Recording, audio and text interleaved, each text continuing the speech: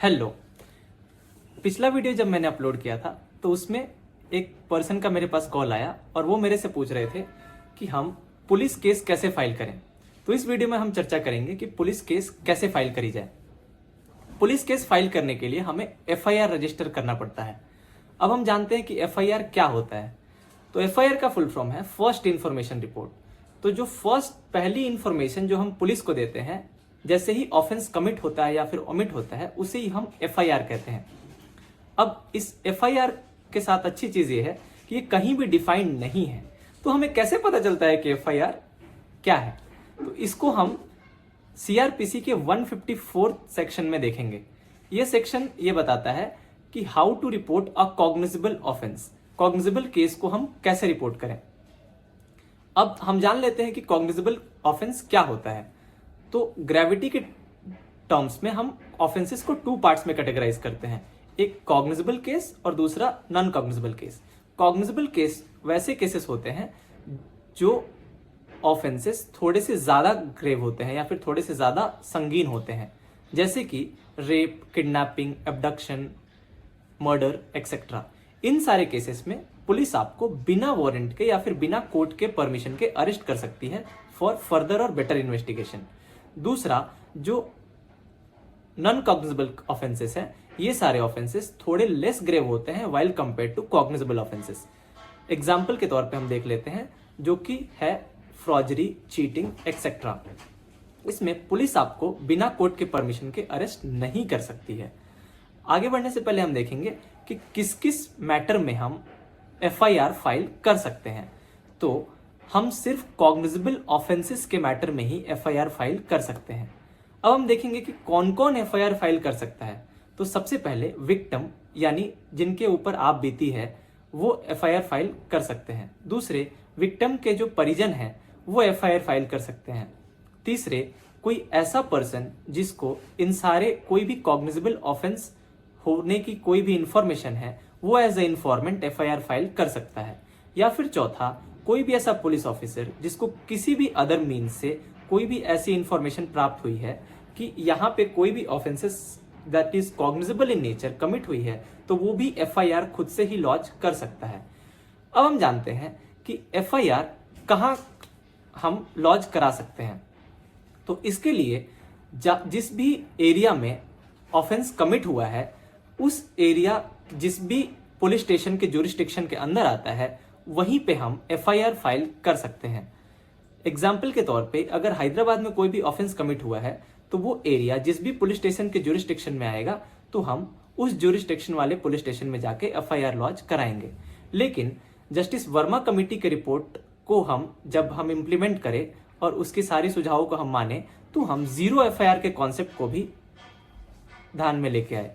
इन FIR में हम कहीं भी अपने सहूलियत के अनुसार किसी भी पुलिस स्टेशन में हम एफआईआर लॉन्च करा सकते हैं और इसे हम जीरो एफआईआर बोलेंगे।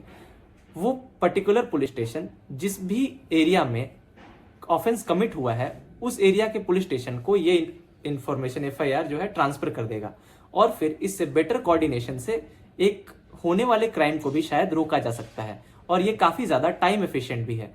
इसके लिए ये काफी फायदेमंद भी होता है। अब हम क्या करेंगे जब एफआईआर रजिस्टर करने से कोई भी पुलिस ऑफिसर मना कर दे, तो उस केस में सीआरपीसी फिर से पिक्चर में आती है।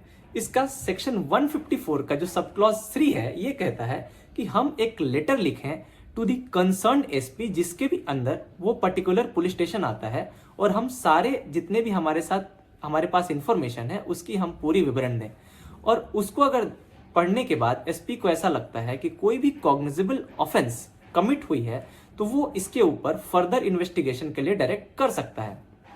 अगर हमको यहां से रिलीफ नहीं मिलती है तो हम नेशनल ह्यूमन राइट्स कमीशन को एक कंप्लेंट रजिस्टर कर सकते हैं जो कि ऑनलाइन भी करी जा सकती है। इसके अलावा हमारे पास various state human rights commissions भी हैं जो कि हर स्टेट के लिए अलग अलग हैं। हम उनके भी वेबसाइट्स पे जाके कंप्लेंट रजिस्टर कर सकते हैं फॉर सीकिंग देयर हेल्प। आगे अगर हमें इससे भी रिलीफ नहीं मिलती है तो सेक्शन 156 सब क्लॉज 3 के अंडर हम मजिस्ट्रेट जो कि कंसर्न मजिस्ट्रेट हैं उनको हम एक रिटन कंप्लेन दे सकते हैं। अगर मजिस्ट्रेट को ऐसा लगता है कि कोई भी क्रिमिनल ऑफेंस कमिट या फिर ओमिट हुआ है तो वो फिर फर्दर इन्वेस्टिगेशन के लिए डायरेक्ट कर सकते हैं। अगर हमें ऊपर किसी से भी रिलीफ नहीं मिलती है तो हमें लीगल राइट्स के वायलेशन के लिए हम under article 226 of Indian constitution high court में एक रिट पिटीशन फाइल कर सकते हैं। और रिट के अंडर हाईकोर्ट जो है अंडर मेंडमस वो निचली अदालतों को या फिर निचली ऑफिसर्स को ये आदेश दे सकता है कि वो आगे की इन्वेस्टिगेशन कंटिन्यू करें।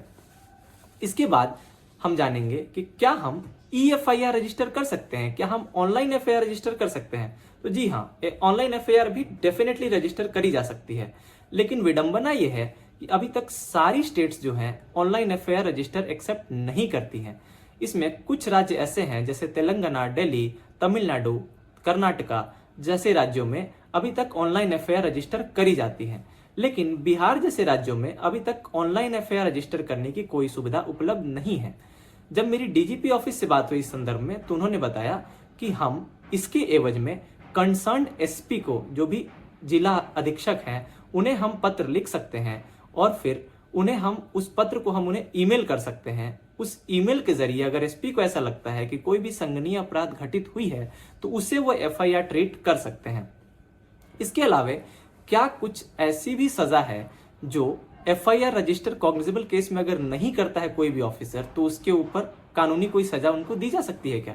तो जी हाँ, इसके लिए भारतीय दंड संहिता मतलब इंडियन पिनल कोड की सेक्शन 166 और section 166A sub clause C के अंडर हम उनको 6 महीने से 2 साल तक की सजा उन्हें हो सकती है।